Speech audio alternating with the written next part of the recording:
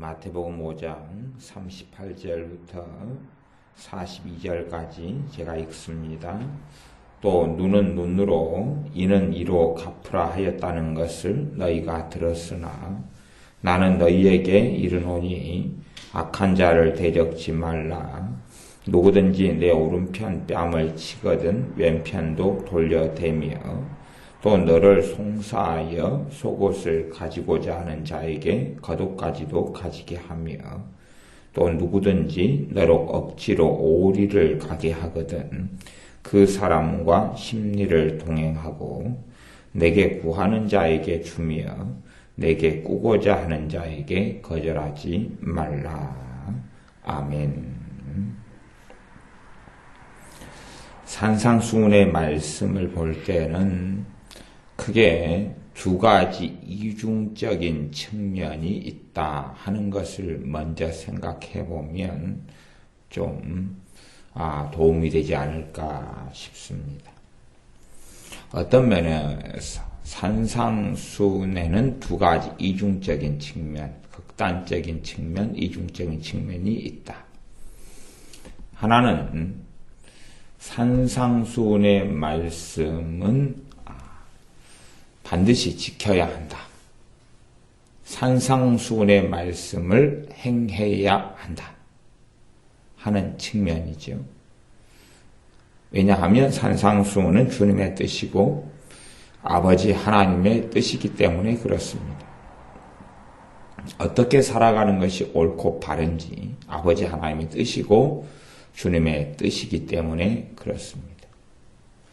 그런데 이제 이 지켜야 한다 부분에서는 굉장히 많은 지혜와 또한 분별이 요구됩니다.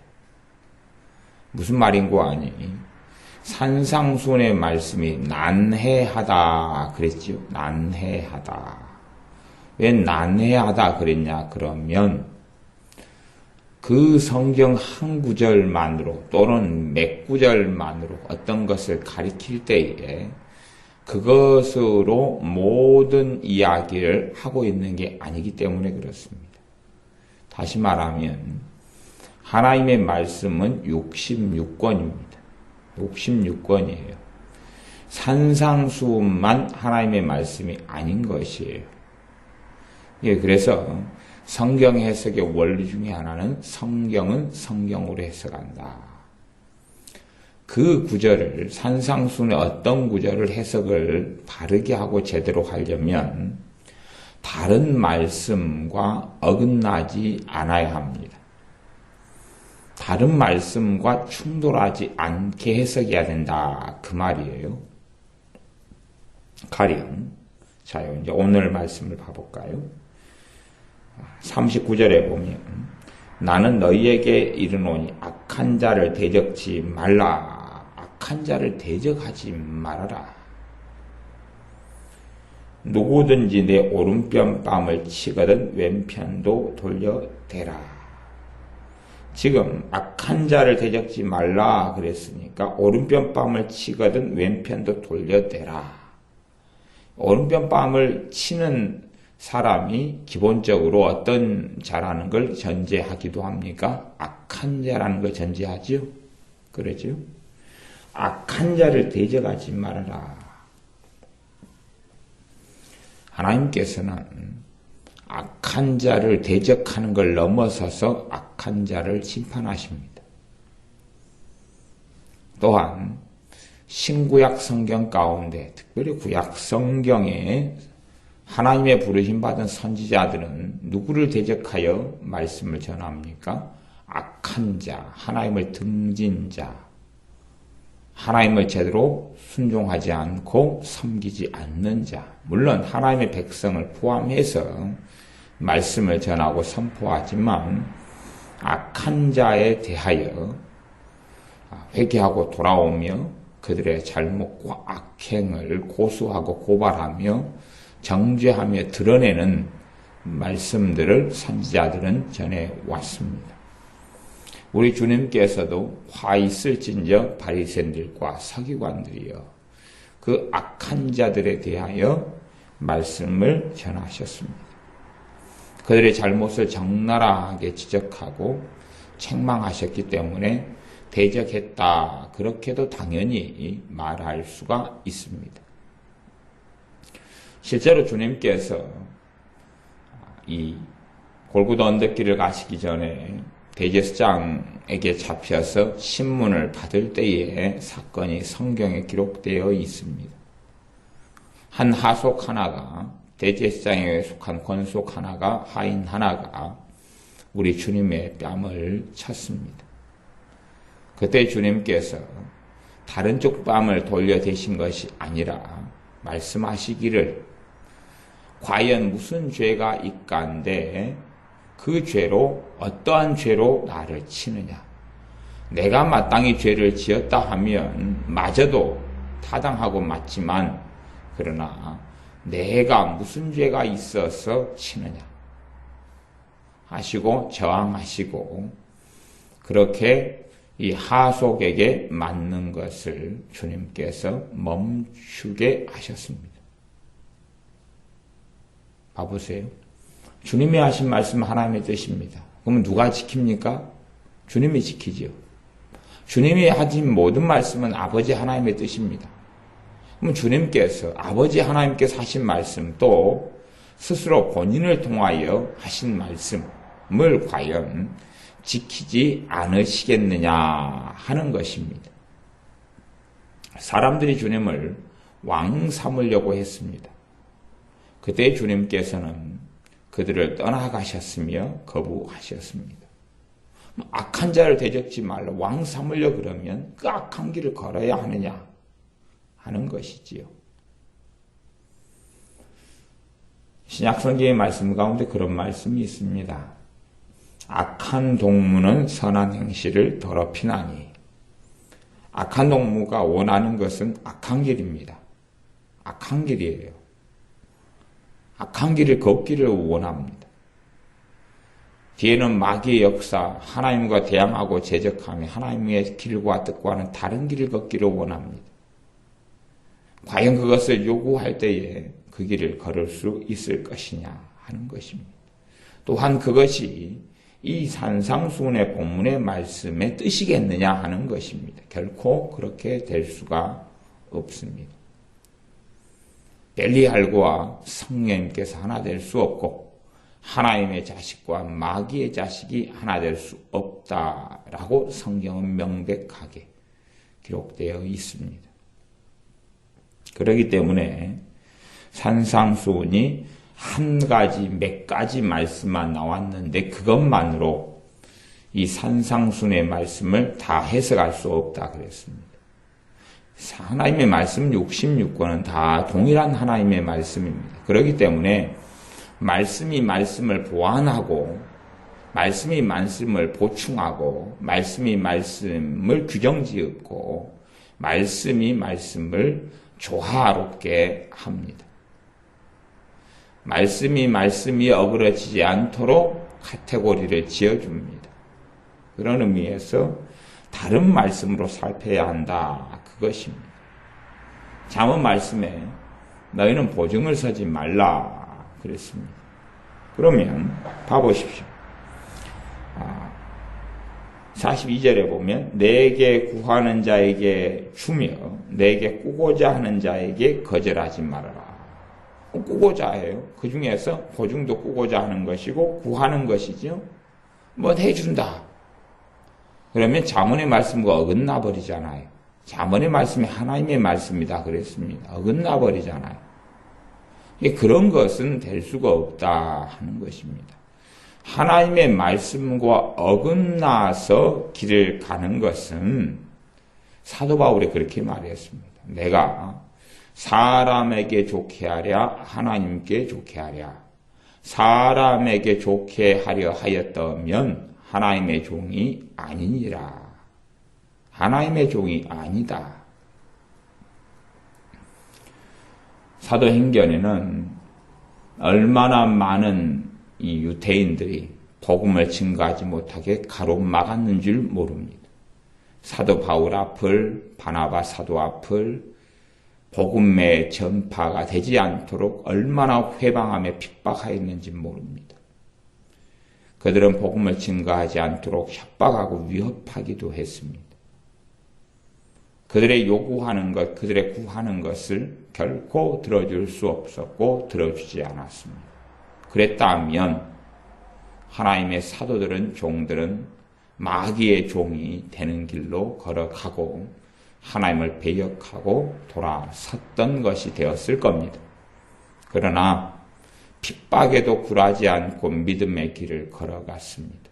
세상 사람들이 요구하는 길을 걷지도 않았고 악한 자, 복음을 배역하고 반역하며 회방하는 그러한 자들이 하는 요구에 맞서서 복음으로 진리로 싸웠습니다. 그것이 복음의 역사입니다. 그게 교회의 역사이기도 합니다. 그렇기 때문에 그런 부분 때문에 이 산상순의 말씀에 난해함이 있다. 그렇게 말씀한 건 난해함이 있다. 그래서 이 말씀을 해석할 때는 정말로 옳고 합당하고 타당하게 해석해야 됩니다. 옳고 합당하고 타당하게. 과거 구약 성경에는 38절 말씀에 눈은 눈으로 이는 이로 갚으라 하였다는 것을 너희가 들었으나 눈은 눈으로 이는 이로 갚으라. 나는 너희에게 이르노니 악한 자를 대적지 말라. 주님께서 새로운 계명을 주시는 것입니다. 악한 자를 대적하지 말아라. 누구든지 내 오른편 뺨을 치거든 왼편도 돌려대며. 그래서 이 말씀을 순수하게 문자적으로만 보아서 그 길을 걸어갔던 사람이 간디의 무저항운동 간디라는 사람이 있기도 합니다. 과연 이 말씀을 어떠한 방식으로 해석해야 될 것이냐 하는 부분에서 난해함이 있다. 분명히 산상수훈의 말씀은 하나님의 뜻이고 이를 준행해야 한다는 당위성이 있다 그랬습니다. 그것이 첫 번째의 산상수훈의 한 가지 점입니다. 한 가지 사항. 지켜야 하며 그리고 준행해야 한다. 그것이 첫 번째 사항입니다. 물론 이제 개인적으로는 첫 번째 사항이 아니라 두 번째 사항이라고 보지만 일단은 첫 번째 사항이다. 그렇게 말씀드렸습니다. 말씀을 지켜야 한다. 그래서 맹세하지 말아라. 도무지 맹세하지 말아라. 그럼 이제 맹세하지 않는 길을 걸어가야 됩니다. 37절에 오직 너희 말은 옳다 아니라 하라. 이에서 지나는 것은 악으로조차 나느니라. 주님께서 말씀하시기를요. 너희가 무슨 무익한 말을 하든지, 무익한 말은 뭐예요? 쓸데없는 말이죠. 무익한 말을 하든지 심판날에 심판받으리라 그랬습니다. 얼마나 사람의 입으로 하는 무익한 말이라 할지라도 쓸데없는 말이죠. 얼마나 심판을 많이 받겠느냐 하는 것입니다. 그 말을 지켜야 합니까? 안 지켜야 합니까? 지켜야 되죠. 이게 사람들은요, 주님의 말씀 가운데 스스로 듣고 싶어 하는 말씀만 골라내 듣는 경향이 있는 것 같아요. 만만한 말씀들 있잖아요. 만만한 거. 자기가 지키기에 만만한 것들만 기억에 남겨둔 것 같아요. 자요, 이제 주님의 말씀은 지킬 수 있다. 또 지켜야 한다. 지키는 삶을 살아가야 한다. 사람 여자를 보고 눈으로 음욕을 품는 자마다 마음이 이미 가늠하였다. 그러니까 여자를 보고 음욕을 품지 않는 길을 걸어야 되는 건 당연한 것이죠. 그렇지요? 당연한 것이죠. 이 주님의 말씀을 읽고 듣고도 뽀자시 그런 삶을 고의적이고 악의적으로 살아간다면 안 될 거죠. 그게 첫 번째 문제고. 두 번째 문제는 산상수훈을 지키는 게 불가능하다는 것이 두 번째 이제 극단적인 면이에요. 불가능하다는 게 두 번째 면이에요. 불가능하다. 그러기 때문에 이 산상수훈이 어렵다 그런 말이에요. 불가능하다. 불가능한 이유는 몇 가지 이유가 있습니다. 몇 가지 이유. 자요. 주님께서 말씀했습니다. 산상수훈 가운데 예를 들어 내용이 10가지가 있다고 쳐요.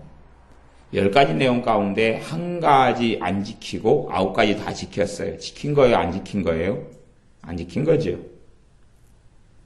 그러면 가장 일상적인 말씀 5장 29절 마태복음 5장 29절 만일 내 오른 눈이 너로 실족케 하거든 실족케 하는 이제 죄를 짓게 하거든 그 말입니다. 빼어내버리라.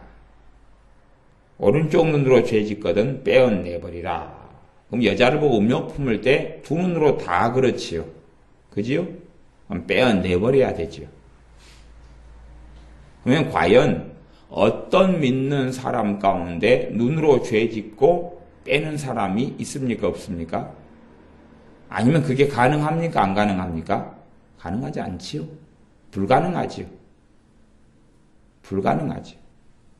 이게 사람들은요, 산상수훈의 말씀을 지키는 게 가능하다 그렇게 생각하는 사람들은요, 자기가 지킬 수 있다고 생각하고 스스로 성경을 해석한 다음에 만만하다 그렇게 해서 지킬 수 있다고 주장합니다.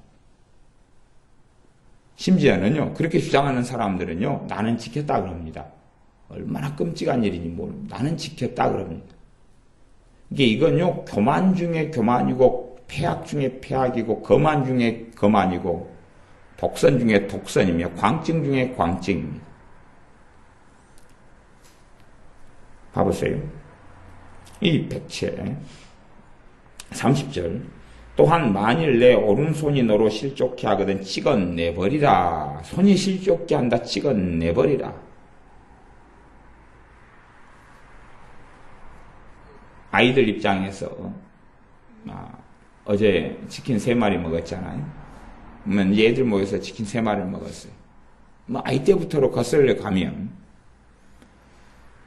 치킨이 이제 많거나 적거나 간에 좀 맛있는 부위가 있으면은 그걸 서로 집어 먹으려고 욕심을 냅니까 안 냅니까? 내지요. 내는 게 사람의 기본적인 본성이 욕심을 내요. 욕심을 내서 오른손잡이면 무슨 손으로요? 욕심을 표현하죠. 오른손으로 빨리 잡아 먹으려고 그래요. 빨리 더 좋은 부위, 맛있는 부위를 집어 먹으려고 그래요. 욕심을 내요.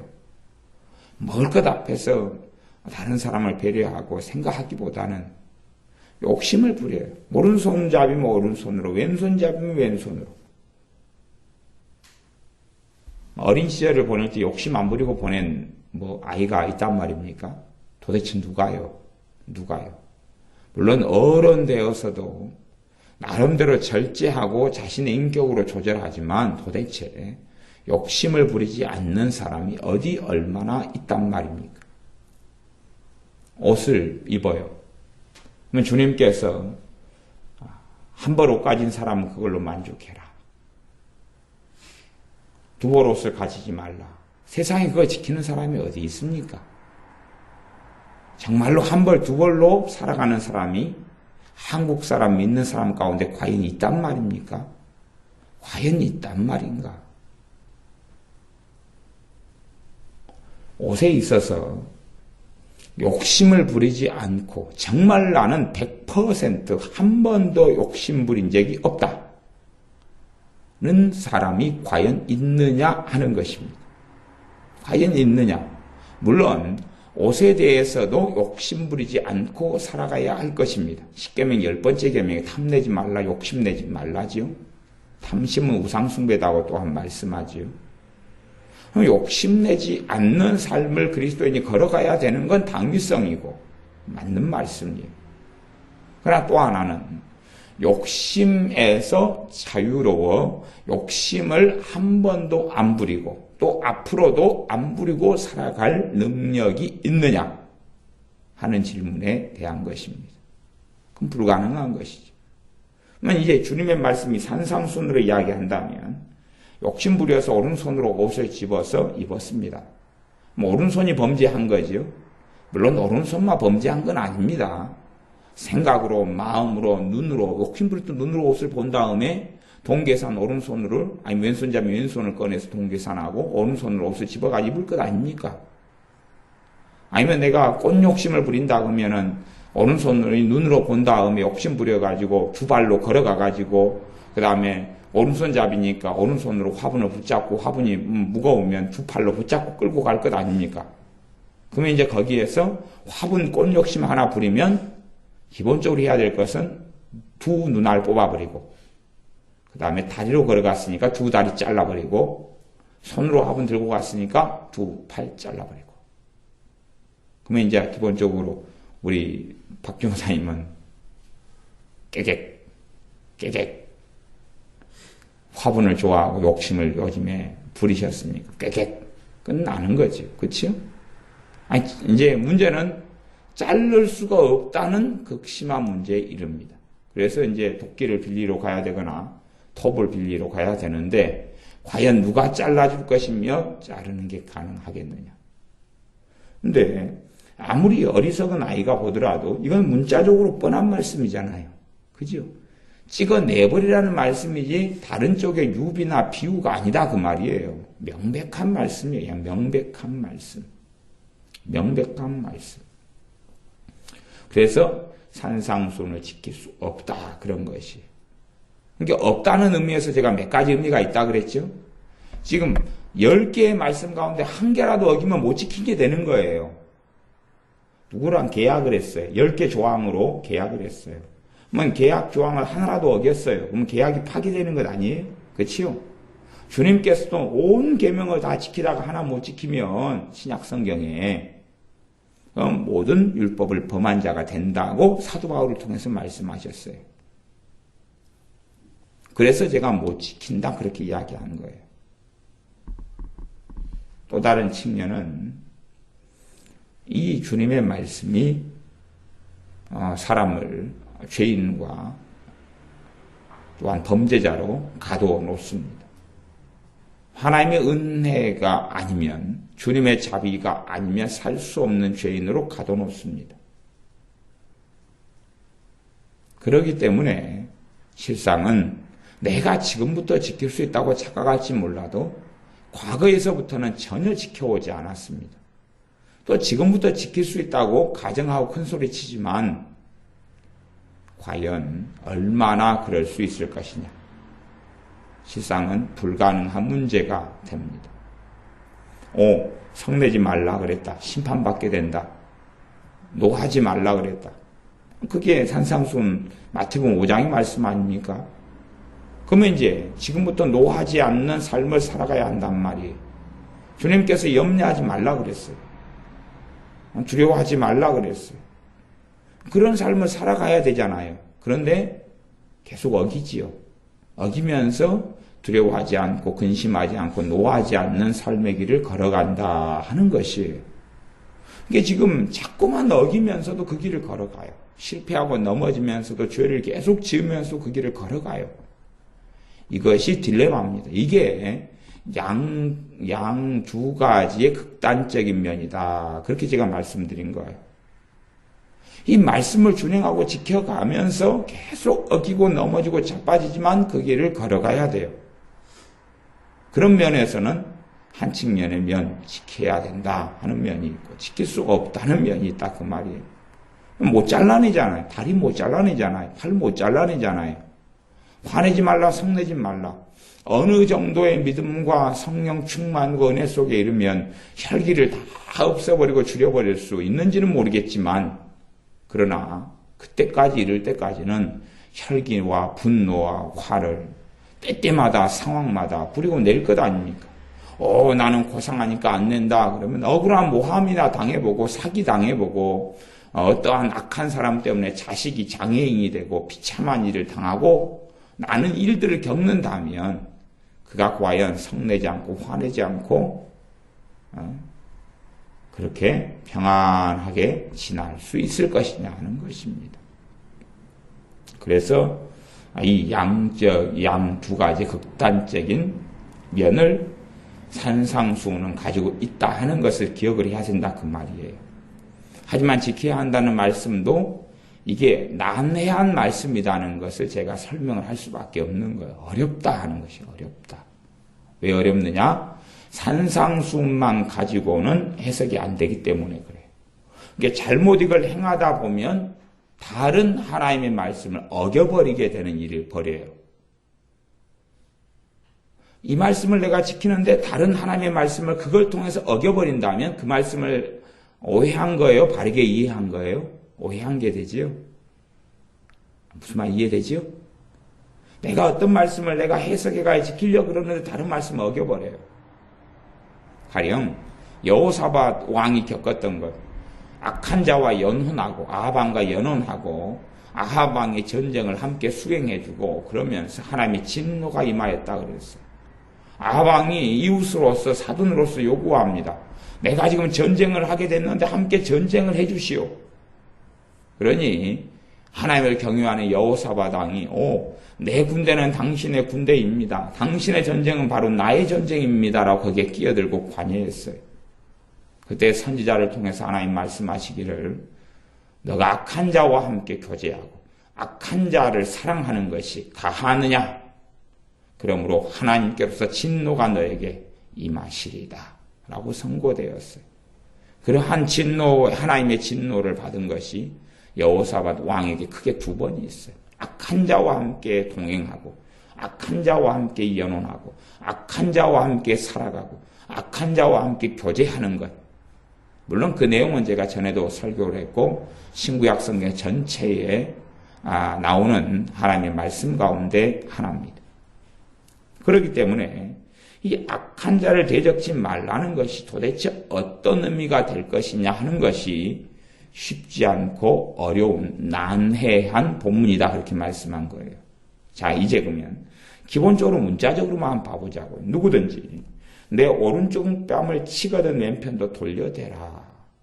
과연 어떠한 신자가 이 삶이 가능할 것인지. 그러면 10번을 맞았어요. 그래가지고 한 번부터 9번까지는 그냥 막 성의를 내고 네가 왜 때리냐 그랬다가 10번째는 묵묵히 맞았어요. 그러면 몇 점이에요? 100점 만점에서요? 10점이죠. 90점은 다 빵점이잖아요. 9문제는 빵점이고 한 문제야 맞았잖아요. 그럼 그것이 과연 지킨 것이냐 그런 것이에요. 지킨 게 아닙니다. 실제로 오른편 뺨을 치거든 왼편을 돌려댄다. 그것이 얼마나 합당하겠느냐는 것이 얼마나 합당하겠느냐. 이런 면이 어려운 면이 됩니다. 해석에 난해함이 있다 하는 것이에요. 또 40절 너를 송사하여 속옷을 가지고자 하는 자에게 겉옷까지도 가지게 해라. 송사할 정도면 상대방이 얼마나 악하고 탐욕, 탐심이 많이 있을 수 있겠느냐 하는 거지요.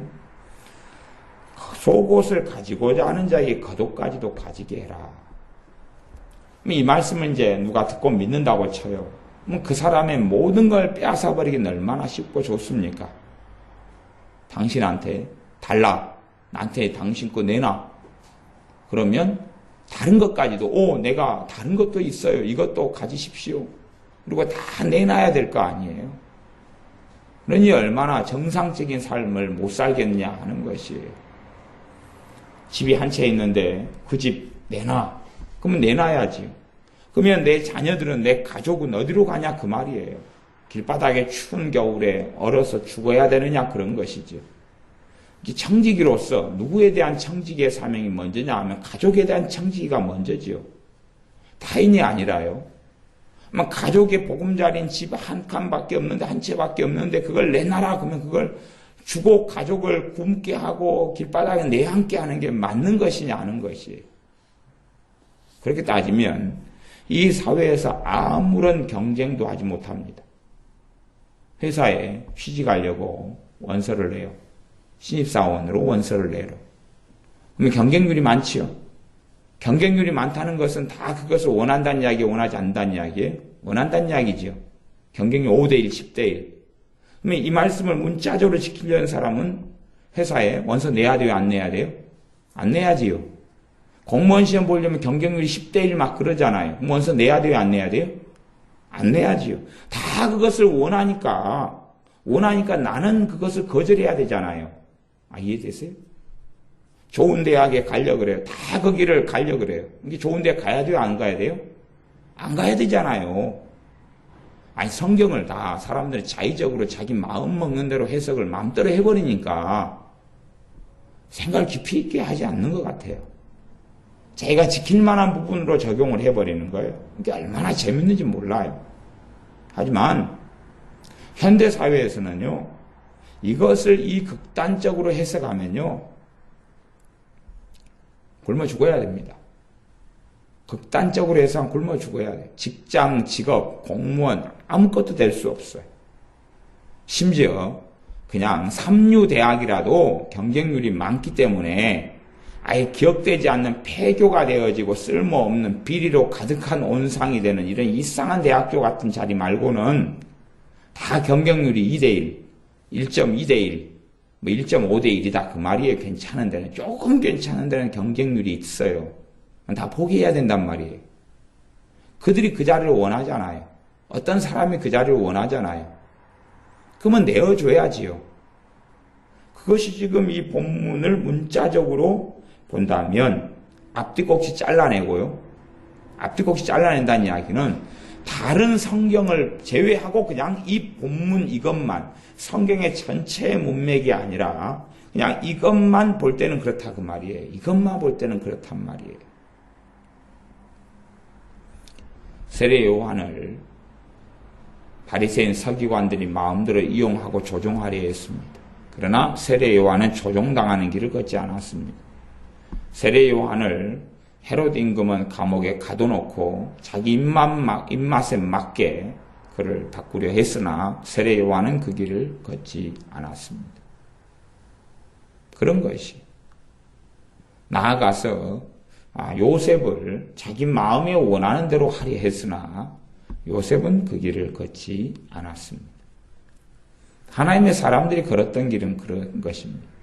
오히려 하나님의 사람들이 걸었던 길은 세상 사람들이 걸었던 길, 그들이 요구하는 길, 그들이 원하는 길, 그들이 원하는 삶의 방식이 아니다 하는 것입니다. 41절, 누구든지 너를 억지로 오리를 가게 하거든 그 사람과 심리를 동행해라. 억지로 오리를 가게 하거든. 실제로 이런 일이 지금 이것은 적용의 이야기를 하는 것이에요. 그냥 적용 이야기. 무슨 말이냐면요. 악한 자를 대적지 말고 하면서 실제적으로 그 삶 속에 일어나는 일들을 가지고 주님께서 말씀하시는 거예요. 그렇기 때문에 우리의 현대식으로 지금의 삶에서 일어나는 일로 우리가 다시 볼 수밖에 없어요.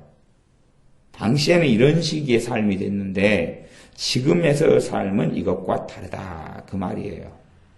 그러니까 억지로 오리를 가게 하거든 심리를 동행한다. 또 내게 구하는 자에게 준다. 시간도 주고 돈도 주고. 한번 생각해 보세요. 우상숭배 같이 제사 지내자.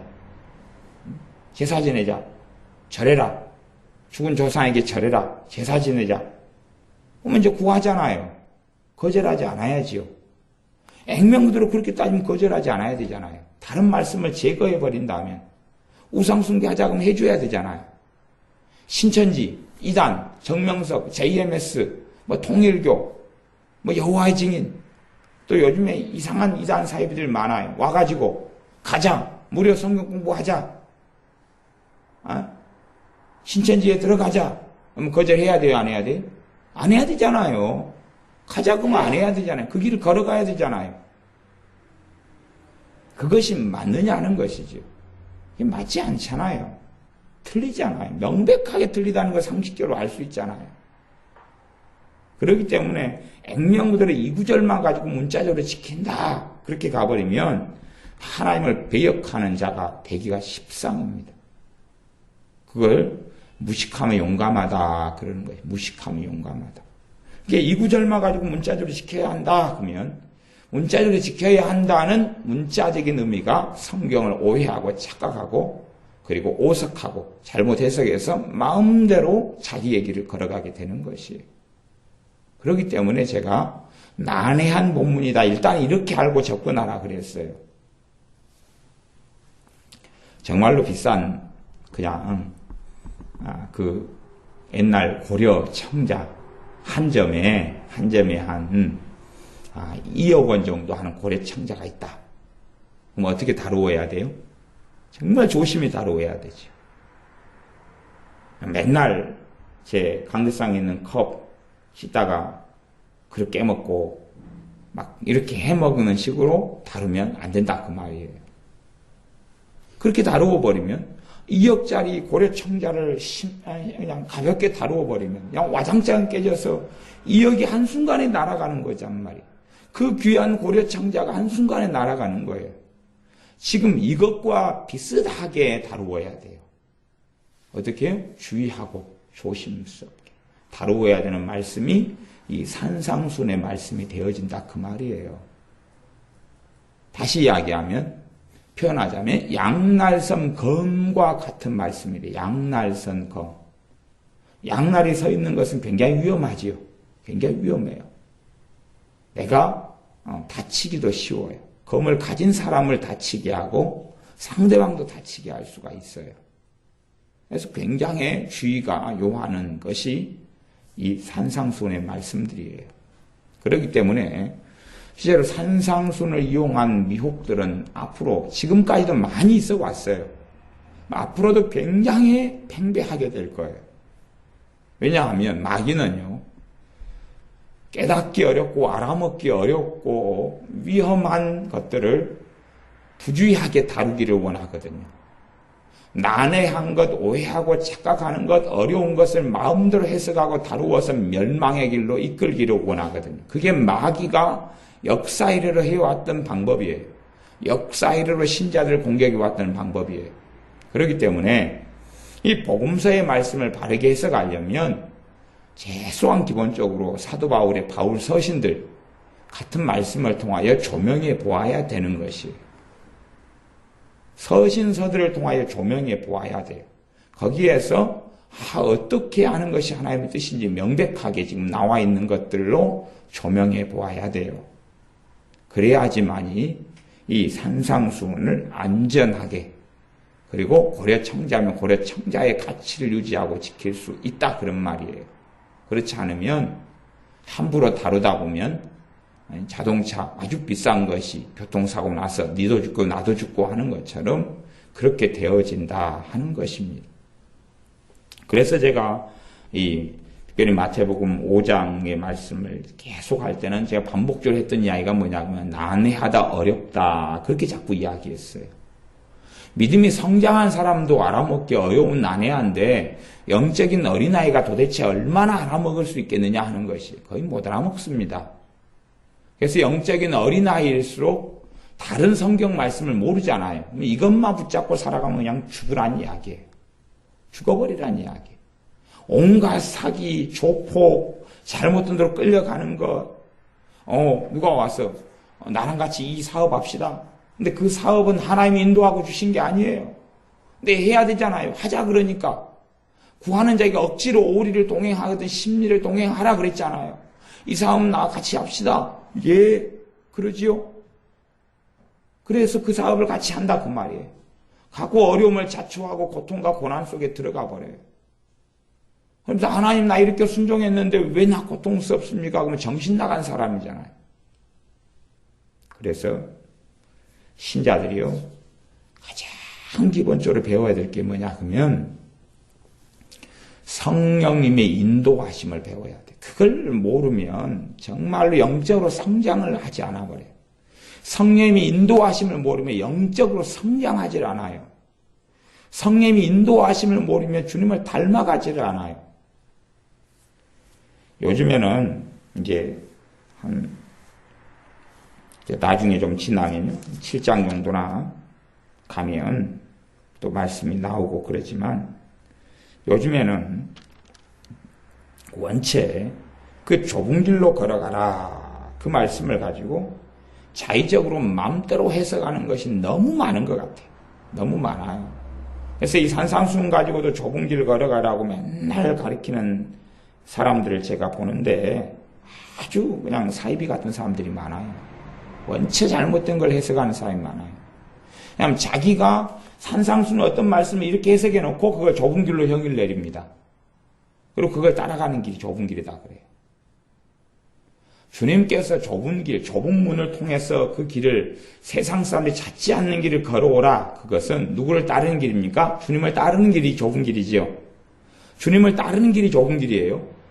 그러면 주님을 따르게 하려고 누가 오셨어요? 주님께서 누구를 보내셨어요? 성령 하나님을 보내셨어요. 성령 하나님께서는 진리의 영이에요. 내가 말한 걸 생각나게 하고 가르쳐 주시며 진리를 따르는 길로 성령이 인도해 주셔요. 다시 이야기하면 성령님께서 오신 것은 누구를 따르게 하려고 우리에게 임하셨어요? 주님을 따르게 하려고 임하셨어요. 주님의 길을 신자로 하여금 걷게 도와주시려고 인도하시려고 임하신 분이 성령 하나님이에요. 그렇기 때문에 좁은 길이 무엇이냐 그러면 그건 절대 어려운 게 아니에요. 성령님이 인도 따라 살아가는 게 좁은 길이 도대체 뭐가 좁은 길이 그것 외에 있느냐 그 말이에요. 이건 상식이에요. 상식 그냥. 사람들이 이렇게 살아가는 게 좁은 길이다. 이 구절에 따라서 이렇게 살아가는 게 좁은 길이다. 이렇게 사는 게 좁은 길이다. 그건 다 거짓말이에요. 성령님의 인도 따라가는 삶이 좁은 길을 걸어가는 거예요. 성령님의 인도 따라가는 것이 좁은 길이에요. 어린아이 신자에게와 좀 성장하고 성숙한 신자에게 성령님께서 인도해 나가시는 공통점도 있겠지만 다른 점도 많아요. 다른 점도 많아요. 비유적으로 집에 키우는 어린 아이다 그러면 갓난아이 때는 어떻게 부모가 크기를 원하냐면 그 아이가 보호받고 또 먹고 자고 싸고 그냥 좀 지나면 이제 걷는 것 정도만 하는 걸 요구한다 그 말이에요. 그러나 나이가 20살이 지나면 먹고 자고 싸고 걷는 것만 해가지고 되지 않지요. 요구 조건이 틀려요. 부모의 요구 조건이. 그것처럼 믿음이 성장해 가면서부터 성령님이 인도하시는 길과 모양과 모습이 틀려요. 심지어 부르심과 직분에 따라서 길이 틀리다 그 말이에요. 획일화된 길이 없어요. 획일화된 길이. 사명이 틀린데 어떻게 획일화가 있겠느냐 그 말이에요. 획일화가 없어요.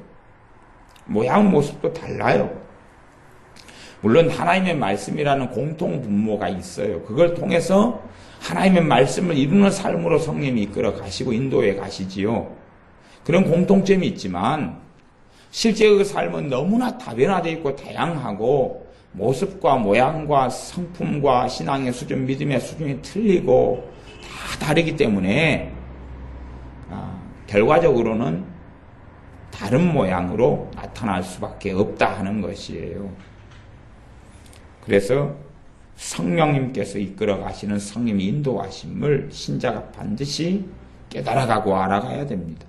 자기 안에 주님의 영으로서 오신 그 성령 하나님께서 무엇을 원하시고 무엇을 기뻐하시고 어느 길로 어떠한 방식으로 나를 이끌어 가시고 어떻게 역사하시며 그분께서 어떠한 음성으로 내게 역사하시는지를 알아가야 한다 그 말이에요.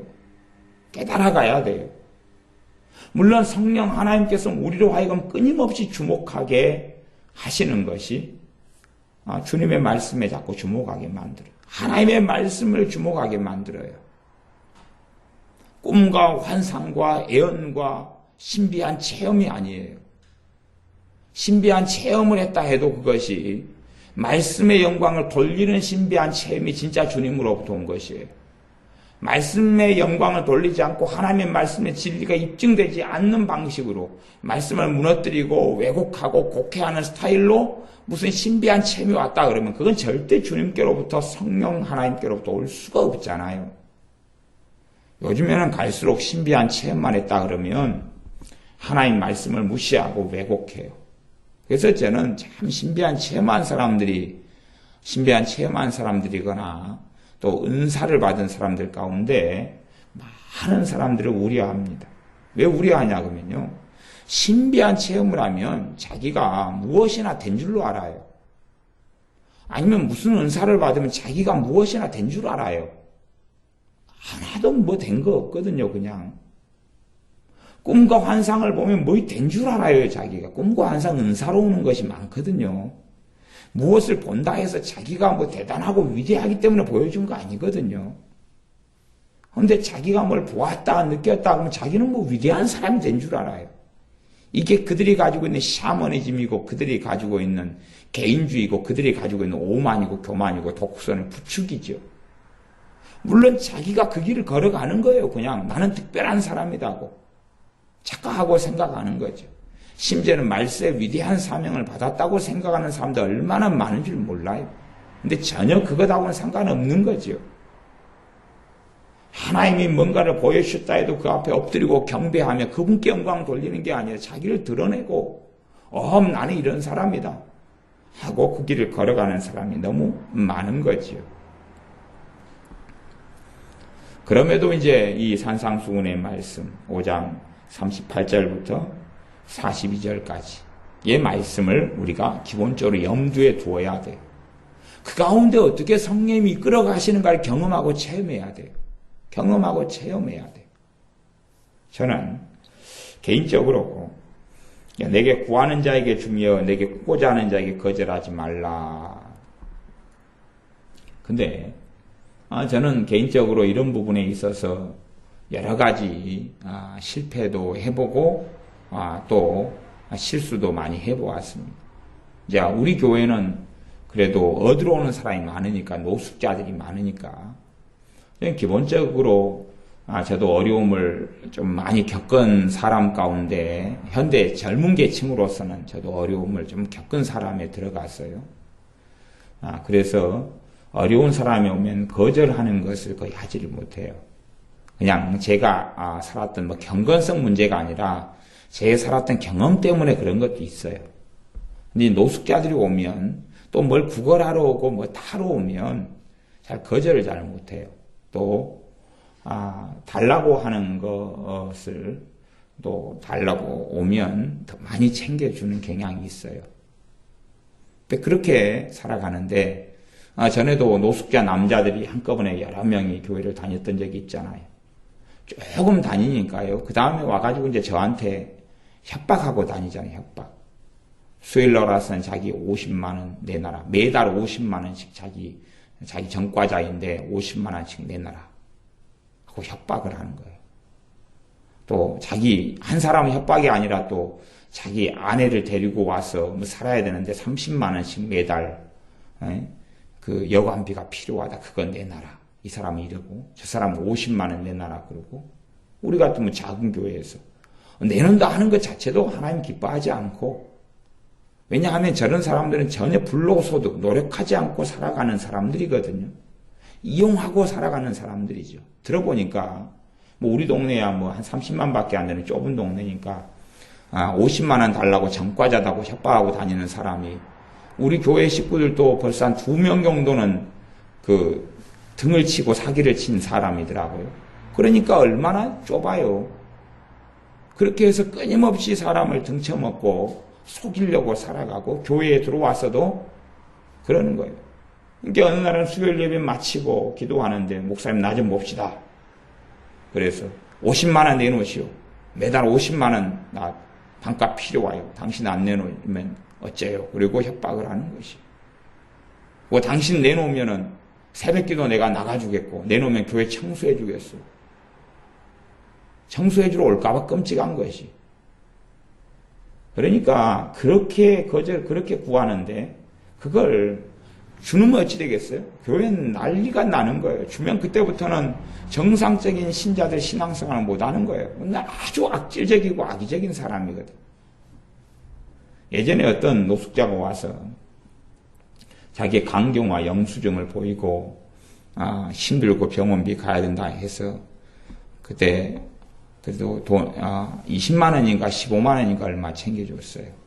우리 교회 입장에서는 큰 돈이죠. 보내준 다음에 참 기도하고 있는데 성령님께서 그 돈에 있어서 제게 책임을 묻는 거예요. 너가 잘못했다고 묻는 거예요. 너가 왜 내 것을 너 마음대로 그렇게 주느냐 묻는 거예요. 기도만 하면 답답한 거예요. 그 준 돈 때문에. 다음날 되니까 그 돈으로 술 마시고 돌아다니는 것을 봤잖아요. 그렇잖아요. 술 마시고 돌아다니잖아요.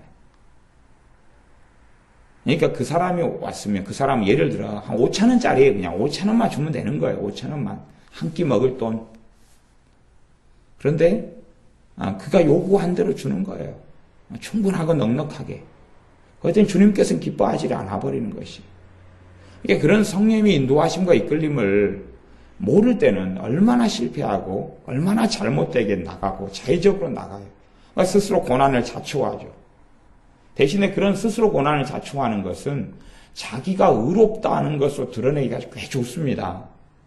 스스로 고난을 자초했으면서 스스로 성령 인도 안 받았고 자기가 생각한 시기에 삶을 살았으면서 나는 주님 위해 살았다.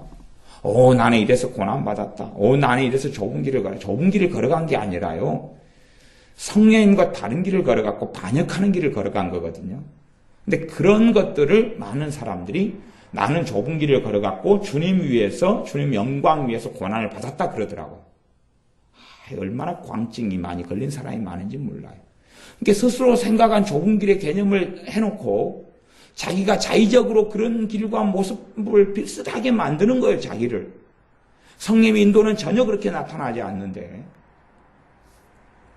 그래서 노숙자가 오면 제 안에 역사하신 성령님께서는 각 사람마다 다르게 하셔요. 달라요. 각 사람마다 달라요. 누구에게는 있는 것 이상으로 섬기게 하시고 누구에게는 단지 그냥 몇천 원에 불과해요. 2천 원, 3천 원에 불과해요.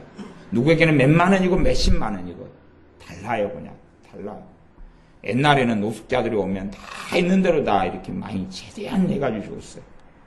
근데 그것이 교회 재정적으로도 얼마나 어렵고 작은 교회로서는 또 교회적으로도 구제하는 일도 또 있고 그런데 그게 쉽지 않다 그런 말이에요.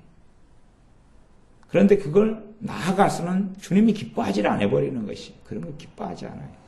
저는 옛날부터 그런 경험을 좀 가지고 있는데도 잘 몰랐어요.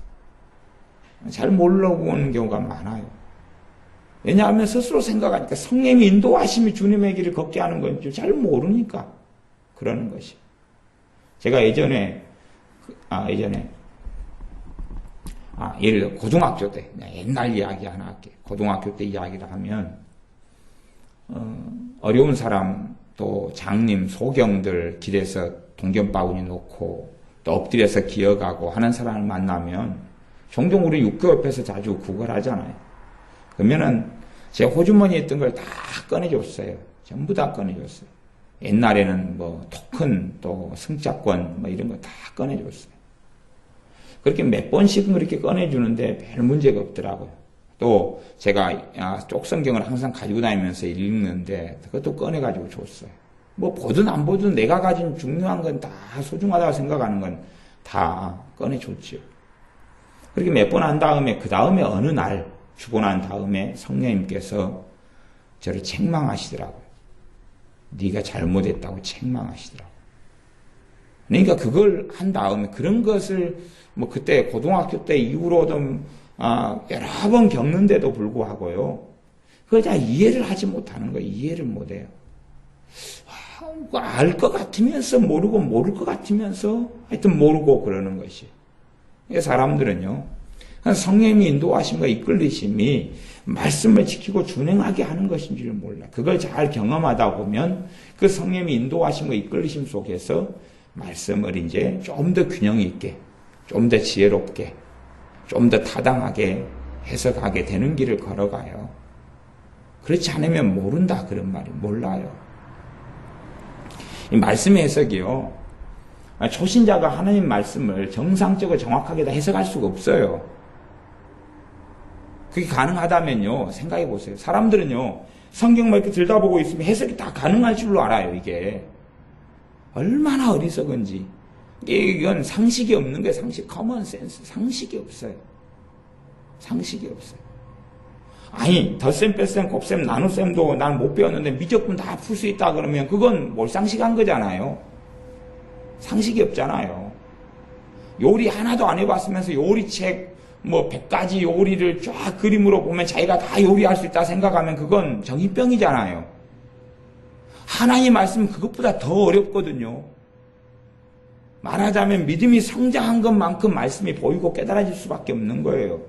그러니까 사람들의 함정은 뭐냐 그러면 자기의 믿음의 수준이 안 되는데요.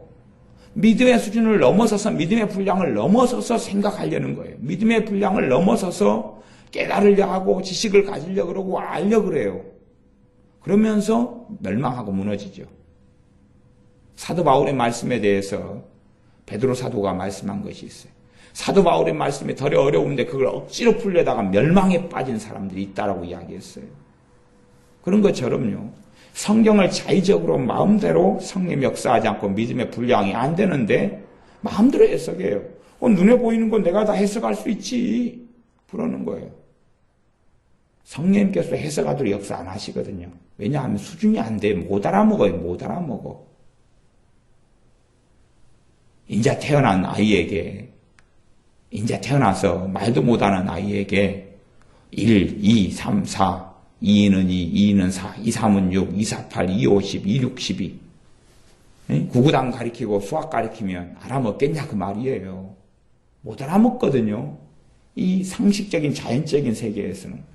신앙의 세계, 믿음의 세계, 영적인 세계도 마찬가지거든요. 마찬가지예요. 그런 의미에서 사실은 이 산상순이라는 것은 굉장히 단단한 음식과 같은 것이에요. 굉장히 단단한 음식이에요. 그래서 제가 자꾸만 주의를 주는 거예요. 주의를 줘요.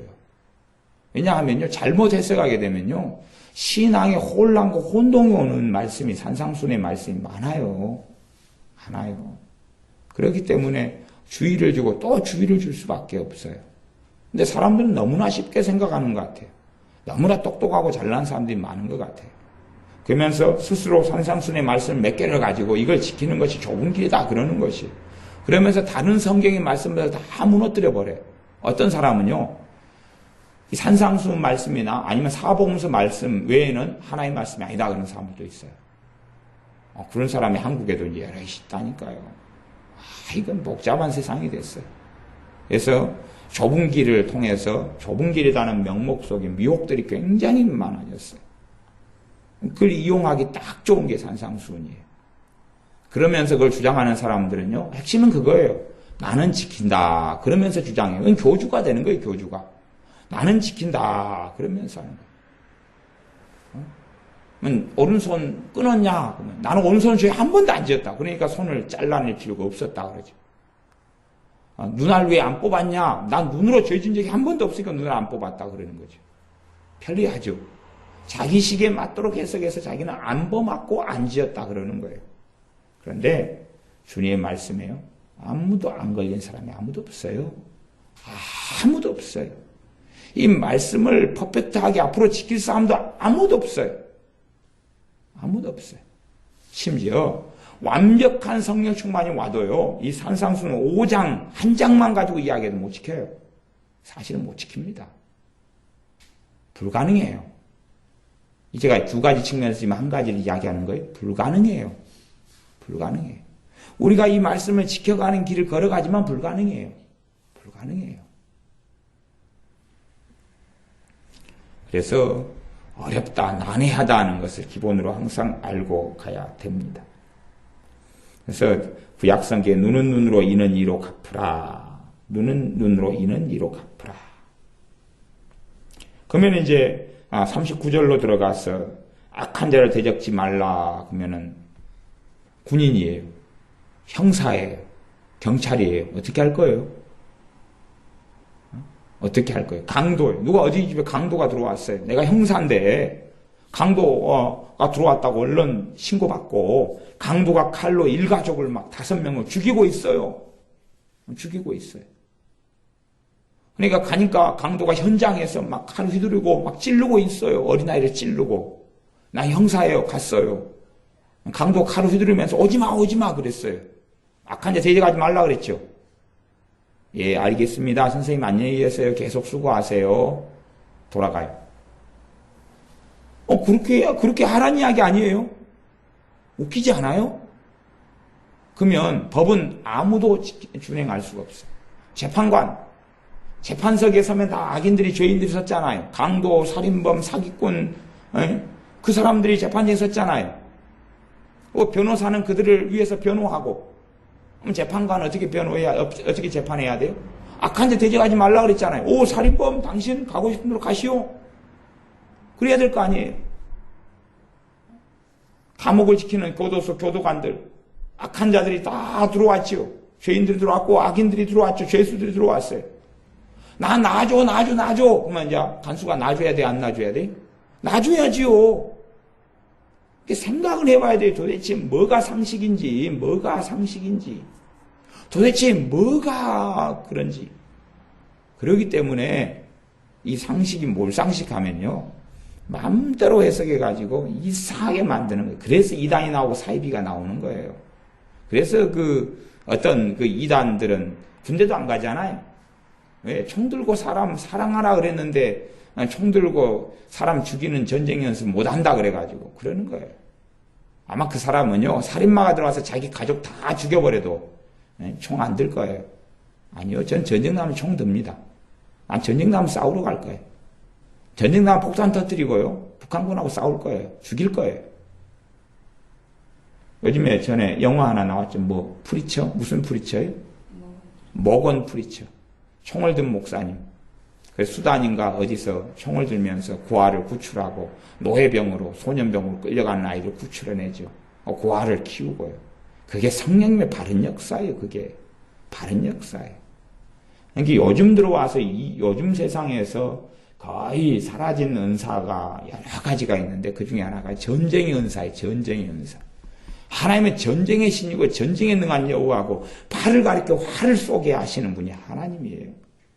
과거에는 전쟁의 시대였기 때문에 전쟁 은사가 풍부했죠. 다윗도 전쟁 은사를 받은 사람 아니에요? 사사들이 다 전쟁 은사 받은 사람 아니에요? 사람 때려 죽이는 은사죠. 근데 지금은 이제 그것이 많이 없어져가지고 그렇죠. 전쟁의 시대에서 벗어나 탈피하니까. 그러나 그런 환경 속에서는 전쟁의 은사로 하나님이 역사하시는 거예요. 전쟁의 은사와 전쟁의 권능과 능력으로요. 전쟁 은사가 빼면 이스라엘 백성이나 사사들이나 선지자들은 설 자리가 없을 경우가 많아요. 모르는 거예요. 그 다음에 이제 손으로 뭘 만드는, 오홀리압이나 부살레레 이런 손으로 만드는, 기구 만드는 이런 은사가 또 있는데 그것도 요즘에 많이 들어와서 이제 사라져가는 은사 중에 속하죠. 그러니까 사라진다기보다는 환경이나 여건상 불필요하게 된 일이 많다 그런 이야기가 되는 거죠. 어쨌든 하나님은 전쟁의 신이고 전쟁하는 하나님이셔요. 사람들이 생각하는 그런 것에서 폭을 넓혀야 됩니다. 그런 면에서도 그렇지만 전반적으로는 뭐예요? 사랑의 삶을 이야기하는 거예요. 사랑의 삶, 이제 편하게 이야기하면 가장 기본적인 이제 지켜야 한다는 부분에서 이야기하면 사랑의 삶, 자비의 삶, 긍휼의 삶을 이야기하는 거예요. 그죠? 사랑과 자비와 긍휼을 이야기하는 거예요. 어떻게 내가 사랑의 삶을 살아갈 것이냐? 어떻게 내가 긍휼의 삶을, 긍휼이 있는 자는 긍휼이 있는 심판이 너에게 있다라고 주님이 말씀하셨어요. 긍휼이 없는 자에게는 긍휼이 없는 심판이 있다. 어떻게 내가 긍휼의 삶을 살 것이냐? 어떻게 내가 용서의 삶을 살 것이냐? 어떻게 내가 자비의 삶을 살 것이냐? 하나님이 원하는 게 사랑이고 긍휼이고 자비인데 그걸 어떻게 이제 성령의 인도와 역사 속에 행할 것이냐를 이야기하는 거예요. 그런 부분에서 알아먹어야 돼. 하나님께서 눈은 눈으로 이는 이가 아니라 용서의 삶을 원하고 긍휼을 원하고 사랑을 원하고 자비를 원하시는구나. 도대체 어떻게 이 삶을 살아갈 것이냐. 그 삶을 가능하게 하시는 분이 성령님이고 그 길을 이끌어 가시는 분이 성령 하나님이셔요. 그래서 그러한 기본적인 개념 속에 너무 인간의 사병과 생각으로 오도해서 들어가지 않도록 주의를 하는 가운데 본문을 고려 청자보다 더 조심하게 다루어야 돼요. 그래서 내가 사랑의 삶을 살아가야 되는구나. 하지만 사랑에도 순서가 있겠죠? 누구를 먼저 사랑하는 것이? 하나님을 먼저 사랑하는, 하나님을 먼저. 하나님을 먼저 사랑한다는 것은 사람의 요구가 하나님의 말씀과 충돌하면 하나님이 1순위고 하나님을 순종하는 게 먼저지요. 과거의 사울왕은요, 백성들의 요구를 먼저 따랐어요. 하나님의 말씀을 따르지 않고. 그러니까 그가 하나님을 등지고 버린 사람이 되죠. 주님께서 말씀하셨어요. 나보다 부모나 형제나 처자나 자식이나 전토를 나보다 더 사랑하는 자는 하나님 나라에 합당치 않다 그랬단 말이에요. 그럼 부모, 형제, 처자는 내게 뭘 요구할 거 아니에요. 내 가족이고 식구니까 요구할 거 아니에요. 자식은, 아내는, 남편은 뭐 요구할 것 아니에요. 그런데 하나님보다 더 사랑한다는 것은 그들의 요구를 따라 살아가는 삶을 살아가면 하나님의 사람, 주님의 사람이 아니란 이야기거든요. 아니란 이야기거든요. 그런데 사람들은 다른 사람 요구를 따라가면서 그게 주님을 사랑하는 것이냐 생각하는 것이. 그러니까 그런 말씀을 가지고 이 말씀을 조명해 봐야 된다. 그런 말입니다. 물론 이제 43절부터 48절까지도 같은 이야기예요. 같은 맥락에서 쭉 말씀이 이어지는 건데 다음에 이제 말씀을 전하겠습니다. 기도하겠습니다. 우리에게 아버지 하나님께서, 우리 주님께서 사랑의 삶을 원하시고 요구하시오매 우리가 사랑의 길을 걷게 하여 주시옵소서. 우리에게 긍휼과 자비의 삶을 원하시오매 그 길을 걷는 사람이 되게 하여 주시옵소서. 그러나 우리가 어리석게 내 힘과 내 판단과 내 지식과 내 의로움으로 사랑의 삶, 자비의 삶, 긍휼의 삶을, 용서의 삶을 걷지 않고 주님의 말씀에 따라 또한 무엇보다 성령 하나님의 인도하심과 우리를 지도하심에 따라 사랑의 삶을, 긍휼의 삶을, 자비의 삶을, 또한 용서의 삶을 살게 하여 주시옵소서. 이 하나님의 말씀을 다룰 때에 특별히 주의 깊게 다루어서 양날성 검을 통하여 다른 사람을 해치고 나를 해치는 어리석은 자리에 들지 않고 오히려 다른 사람을 세우며 주님 앞에 살게 하고 또한 우리가 주님을 따르는 성령의 인도를 따라 좁은 길을 걸어가는 진리의 길을 걸어가는 우리들이 되게 하여 주시옵소서. 예수님의 이름으로 기도하옵나이다. 아멘.